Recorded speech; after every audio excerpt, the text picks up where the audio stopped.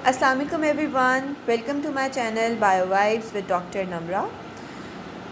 This is probably going to be my first video on biology. मैंने यही सोचा कि मैं पहले बायो फर्स्ट ईयर के लेक्चर्स से शुरू करूँगी बिकॉज़ आप लोग के पेपर्स पास हैं और उसमें भी टॉपिक मैंने वही चूज़ किया है जो कि वाकई कॉन्सेप्चुअल हो, जिसकी वीडियो बनाने से आप लोगों को फ़ायदा हो। तो इस वक्त जो मैं टॉपिक जिस पे मैं वीडियो बनाने जा रही हूँ वो है ग्लाइकोलिसिस। ग्लाइकोलिसिस एक ऐसा प्रोसेस है जिसमें ग्लूकोज का मॉलिक्यूल, देखो ग्लाई का मतलब ग्लूकोज होता है और लाइसिस का मतलब हमेशा ब्रेक डाउन होता है।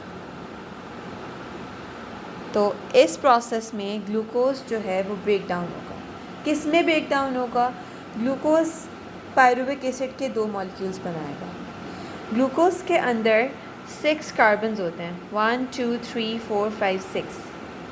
जैसे कि आपको पता है फार्मूला ग्लूकोज का होता है C6H12O6। तो 6 कार्बन कंपाउंड है ये, 1 2 3 4 5 6। इस ग्लाइकोलिसिस के रिएक्शन के अंदर ये ब्रेक डाउन हो जाएगा 2 मॉलिक्यूल्स ऑफ पायरुविक एसिड में। पायरुविक एसिड के अंदर सिर्फ 3 कार्बन्स होते हैं, तो ये 6 कार्बन वाला कंपाउंड अगर ब्रेक डाउन हो जाए तो वो 2 मॉलिक्यूल्स पायरुविक एसिड के बनाएगा। अब बात ये आती है कि ये होता कहाँ है। ये बेसिकली साइटोसोल में होता है। अगर ये सेल है हमारा तो और ये न्यूक्लियस है तो ये साइटोप्लाज्म है, तो ये साइटोप्लाज्म के अंदर, साइटोसोल के अंदर ये रिएक्शन होता है। क्या इसके लिए ऑक्सीजन रिक्वायर्ड होता है? तो गाइस इसके लिए ऑक्सीजन नहीं रिक्वायर्ड होता। तो आपके वो ऑर्गेनिज़म्स जो कि एरोबिक कंडीशंस में रहते हैं, यानी ऑक्सीजन की प्रेजेंस में रहते हैं, या वो ऑर्गेनिज़म जो ऑक्सीजन की एब्सेंस में रहते हैं, तो उन सब ऑर्गेनिज़म्स के अंदर ग्लाइकोलिसिस का प्रोसेस होता है। So what are the requirements? चाहिए क्या होता है इस रिएक्शन के लिए? तो वी नीड ATP और NAD। NAD कोएंजाइम होता है, निकोटिनामाइड एडेनिन डाइन्यूक्लियोटाइड। ओके, अब हमें पता चल गया कि ये होता कहाँ है, करना क्या है और इसके लिए रिक्वायरमेंट्स क्या हैं। अब इसके फेजेस क्या हैं? इसके 2 फेजेस होते हैं, एक रेस्पिरेटरी फेज़ होता है और एक ऑक्सीडेटिव फेज़ होता है। परेशान होने की ज़रूरत नहीं है इन दोनों को देख के, अभी मैं आपको सब एक्सप्लेन कर दूँगी कि ये किस तरह, क्या और कैसे होने वाला है। बस आपने इस वीडियो को देखते रहना है और फुल कंसंट्रेशन से सुनना है। होपफुली आपको सब समझ आ जाएगा। So guys here we are with the actual set of reactions जो कि ग्लाइकोलिसिस के अंदर होते हैं।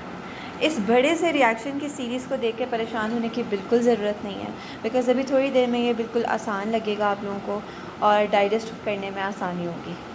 तो जैसे कि मैंने पहले बताया था कि ग्लाइकोलिसिस के 2 फेजेस हैं। Number 1 is preparatory phase and number 2 is oxidative phase. यहाँ से लेकर यहाँ तक के जो रिएक्शंस हैं वो हमारे प्रेपरेटरी फेज़ में आते हैं और यहाँ से कंटिन्यू करके एंड तक पायरुवेट के मॉलिक्यूल्स बनने तक जो रिएक्शंस हैं वो ऑक्सीडेटिव फेज़ में आते हैं। तो क्योंकि स्टार्ट प्रेपरेटरी फेज़ से होता है तो हम लोग इसी से शुरू कर देते हैं। सबसे पहले जैसे कि मैंने बताया कि हम ग्लूकोज़ के मॉलिक्यूल्स को ब्रेक डाउन करने जा रहे हैं, तो प्रोसेस स्टार्ट ही ग्लूकोज़ के मॉलिक्यूल से होगा जो कि 6 कार्बन कंपाउंड है। उसके बाद क्या होगा कि ये ग्लूकोज ब्रेक डाउन होगा। ग्लूकोज ब्रेक डाउन नहीं, एक्चुअली इसके अंदर ATP मॉलिक्यूल जो है अपना एक फॉस्फेट देगा। वो फॉस्फेट इस ग्लूकोज के अंदर ऐड होगा जो कि ग्लूकोज 6 फॉस्फेट बनाएगा। सो व्हाट हैपन्स इस रिएक्शन में हमारे पास ATP होता है, ये रिक्वायर्ड होता है। ATP ब्रेक डाउन होता है ADP में, क्योंकि देखो ATP के अंदर ना 3 फॉस्फेट मॉलिक्यूल्स होते हैं। अब जब ये ADP बनाएगा ना, तो मतलब ये देखो एडेनोसिन ट्राईफॉस्फेट, ट्राई मतलब 3 फॉस्फेट। अब ये है ADP, एडेनोसिन डाईफॉस्फेट, मतलब इसके अंदर 2 फॉस्फेट रह गए हैं। तो वो जो एक फॉस्फेट है वो कहाँ गया? वो ग्लूकोज के मॉलिक्यूल के अंदर जाके अटैच हो गया और बनाया ग्लूकोज 6 फॉस्फेट। आई होप आपको समझ आ रहा होगा। Glucose in the presence of ATP बनाएगा ग्लूकोज 6 फॉस्फेट, ठीक है।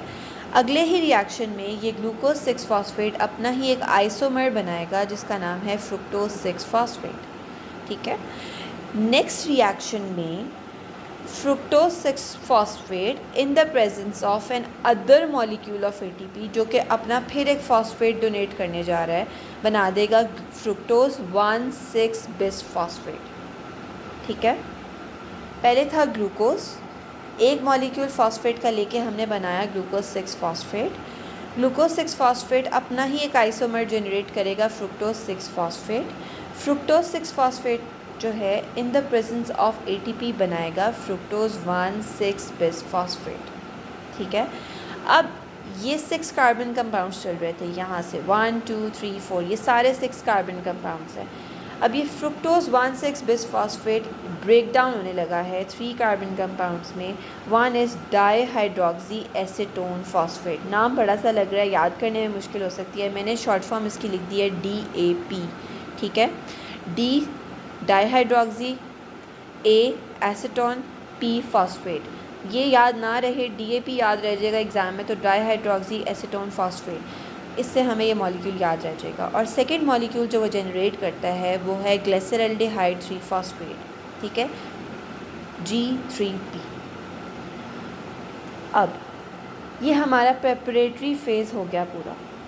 होता क्या है कि ये जो दो मॉलिक्यूल्स बने तो ये 3 कार्बन कंपाउंड्स हैं, ये आपस में इंटर कन्वर्ट होते रहते हैं। ठीक है, इसलिए ये 2 एरोज इस तरह के बनाया है। It can convert into this molecule and it can convert into this molecule. ठीक है, हमारा प्रेपरेटरी फेज़ अब हो गया है ख़त्म, जिसमें हमें ऑफिशियली रिक्वायर्ड था 2 ATP मॉलिक्यूल्स। ठीक है, अब इस सब को देख के परेशान होने की ज़रूरत नहीं है, बड़ा सा लग रहा है लेकिन इतना बड़ा है नहीं। क्यों? क्योंकि जो चीज़ें यहाँ बन रही हैं वो बिल्कुल वहाँ बन रही हैं। These set of reactions are same as those. तो एक को याद कर लिया तो दूसरा वैसे ही याद हो जाता है। इन मॉलिक्यूल्स के नाम याद कर लेना, DAP डाईहाइड्रोक्सी एसीटोन फॉस्फेट, और दूसरा है ग्लिसरल्डिहाइड 3-फॉस्फेट यानी G3P। अगले ही प्रोसेस में क्या होता है, एक इनऑर्गेनिक फॉस्फेट आता है इन दोनों के पास, क्योंकि ये रिएक्शन सब वही हैं जो यहाँ पे फॉलो होंगे। एक इनऑर्गेनिक फॉस्फेट आएगा और एक NAD का मॉलिक्यूल आएगा। NAD का मॉलिक्यूल NADP प्लस हाइड्रोजन, यानी इस सब के अंदर से हाइड्रोजन निकल गया, हमारे इस मॉलिक्यूल में से हाइड्रोजन निकल गया, वो NADP ले गया ताकि वो बना दे NAD प्लस हाइड्रोजन। चूँकि हमारे इस मॉलिक्यूल में से एन इस मॉलिक्यूल से ये हाइड्रोजन निकल गया है, तो loss of hydrogen is always oxidation.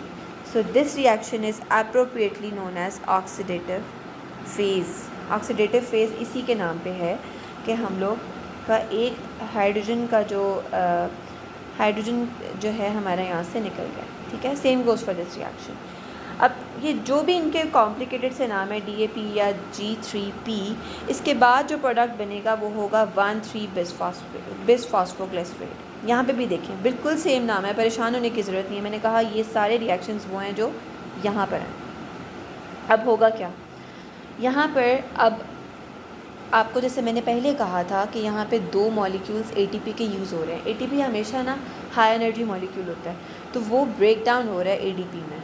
ठीक है ना, लेकिन अब यहाँ पर ADP मॉलिक्यूल्स जो हैं वो यूज़ होंगे और ATP यानी एनर्जी बनाएंगे। एनर्जी हाई एनर्जी मॉलिक्यूल्स है ना ATP, तो इन रिएक्शंस में ATP बनेंगे। Let's see how. One three bisphosphoglycerate ADP की प्रेजेंस में बनाएगा 3-फॉस्फोग्लिसरेट। ये देखिए नाम कितना मज़े का है, 3PG।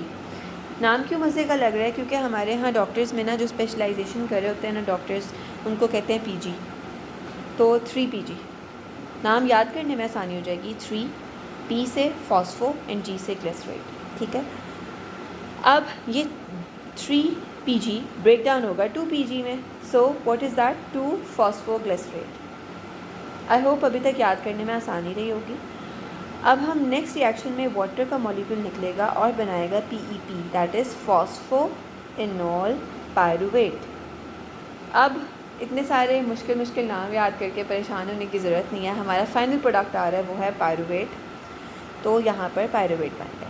अब मैंने कहा था ये सीरीज़ ऑफ रिएक्शंस बिल्कुल सेम है जो यहाँ पर हैं, तो यहाँ पर भी यही सब कुछ हुआ और आखिर में बना पायरुवेट। यानी एक single molecule of glucose is going to break down into 2 molecules of pyruvate. ठीक है,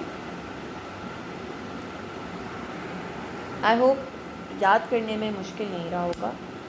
आप लोग इस वीडियो को ज़रा ध्यान से देखिएगा, इंशाल्लाह सब समझ आ जाएगी।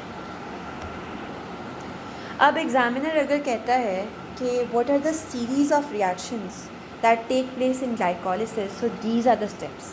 ऑफिशियली इनके नाम याद किए, इनके नाम याद किए, इस मॉलिक्यूल का नाम याद किया, ये तो बिल्कुल कॉपी पेस्ट सीन है, ठीक है। उसके बाद आपको फ्रेंड्स ये बताना था कि इसके एंड प्रोडक्ट्स क्या होते हैं, क्योंकि एग्जामिनर जब क्वेश्चंस करता है ना तो वो इसी तरह के करता है। एमसीक्यूज़ में भी इसी तरह के क्वेश्चंस पूछे जाते हैं और यहाँ तक कि शॉर्ट क्वेश्चंस में भी ऐसे ही पूछा जाता है कि what are the end products, ठीक है, या फिर what is the net gain of the reaction. देखो यहाँ तक आप लोग को अंदाज़ा तो होगा कि एटीपी हाई एनर्जी मॉलिक्यूल है। ग्लूकोज जब पायरुवेट में कन्वर्ट होता है ना तो वो एटीपी रिलीज़ करता है, लेकिन यहाँ आपने देखा कि मैंने पहले भी कहा कि रिक्वायरमेंट्स पे भी मैंने एटीपी बताया, फिर मैंने कहा यहाँ पे एटीपी यूज़ हो रहा है, उल्टा एनर्जी ले रहा है और एडीपी बनाई जा रहा है। लेकिन अब देखो कि हुआ क्या है, 2 मॉलिक्यूल्स बने एडीपी के। एटीपी कितने बने? 1 2 3 एंड 4 मॉलिक्यूल्स ऑफ एटीपी बने, ठीक है। और उन जब हमने ये 4 बना लिए उसके बाद 2 यूज़ भी तो हुए हैं। तो अगर मैं आपसे कहूँ नेट प्रोडक्ट क्या था, 4 बने और 2 यूज़ भी हुए हैं, तो नेट प्रोडक्ट होगा 2 molecules of ATP are formed. अगर total number of ATP molecules are form पूछा जाए तो 4 हैं, लेकिन अगर नेट पूछा जाए तो मतलब प्रॉफिट लॉस सब देख के कि ये तो यूज़ हो गया और ये प्रोड्यूस हो गए, जो प्रोड्यूस हुए उनमें से जो यूज़ हुए वो माइनस करके हमारे पास आएगा 2 ATP molecules. Apart from this क्या प्रोड्यूस हो रहा है? NADH plus hydrogen, NADH plus hydrogen, तो यहाँ पे 2 मॉलिक्यूल्स ये बन गए। इसके अलावा क्या बन रहा है? 2 मॉलिक्यूल्स ऑफ वाटर, ठीक है। तो ये है हमारा glycolysis. So these are the end products of glycolysis. 2 molecules of ATP, जैसे पहले बताया कि 4 मॉलिक्यूल्स बने और 2 पहले ही यूटिलाइज हो चुके थे, तो net product was 2 molecules of ATP. 2 molecules of pyruvic acid, इनको हम कैसे भूल सकते हैं, because we are going to break down glucose into 2 molecules of pyruvic acid, 2 molecules of NADH and 2 molecules of hydrogen. So these are the end products. ये हमारा end product है जो बना है as a result of these series of reactions. So अगर video पसंद आई हो, थोड़ा सा भी हेल्पफुल रहा हो, तो please do like subscribe my channel and share it with your friends, ताकि उनके लिए भी आसानी हो। एंड आज के लिए इतना ही। खुदा हाफिज़।